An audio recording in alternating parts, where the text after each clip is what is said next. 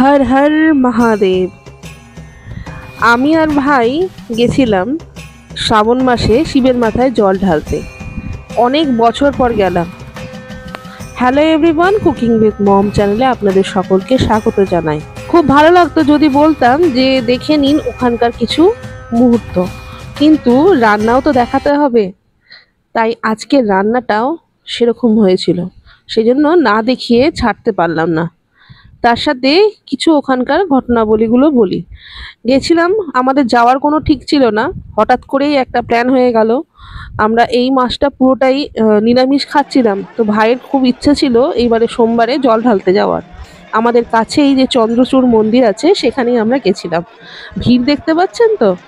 ভাইয়ের যে তিলক পড়েছিল সেটাও গলে জল হয়ে গেছে, আর আমার তো ত্রিশূলটাই উড়ে গেছে। যথারীতি আমরা আবারও একবার ট্রাই করলাম, ভাইও একবার করে নিল, আমিও ত্রিশূলটা আবার যথাস্থানে পাঠিয়ে দিলাম। বাড়ি ফিরে যা খিদে পেয়েছিল না, তার মধ্যে দেখি কচুরলতি। তো কচুরলতি মা ছুলে রেডি করে নিয়েছিল, আমিও তাড়াতাড়ি শুরু করে দিলাম সেটার মশলা বাটা। মশলা বলতে পোস্ত, কাঁচা লঙ্কা অনেকগুলোই নেওয়া হয়েছে, আর সর্ষে। কাঁচা লঙ্কাগুলো ভালো ছিল না, সেজন্য বেশি করে নেওয়া হয়েছে আর কি। এইটা পেস্ট করে নেওয়া হয়েছে। এরপরে মা শুরু করলো ম্যারিনেশন। প্রথমেই লবণ, তারপরে হলুদ, আর সাথে পোস্ত বাটা, সর্ষে বাটা যেটা ছিল সেটা দেওয়া হলো, আর দেওয়া হলো নারকেল কোড়া। আর তারপরে দেওয়া হলো 2 টেবিল চামচের মতন সর্ষের তেল। সমস্তটা দিয়ে খানিকটা চিনি দেওয়া হলো, মিষ্টি দিলে একটু খেতে ভালো হয়। আর সাথে একটা মাঝারি সাইজের অর্ধেকটা লেবু দেওয়া হয়েছে। আপনারা যদি এমনি ছোট লেবু ইউজ করেন তাহলে গোটা লেবুটাই দিয়ে দেবেন।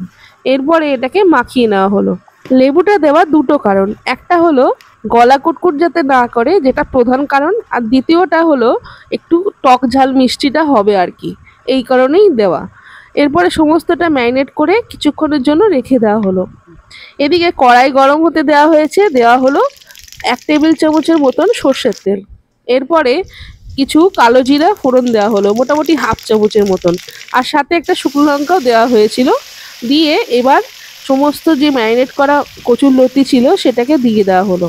সত্যি কথা বলতে খিদে যা পেয়েছিল, তাতে আমার কচুরলতি দেখেই একদম চক্ষু চড়ক গাছ হয়ে গেছিল।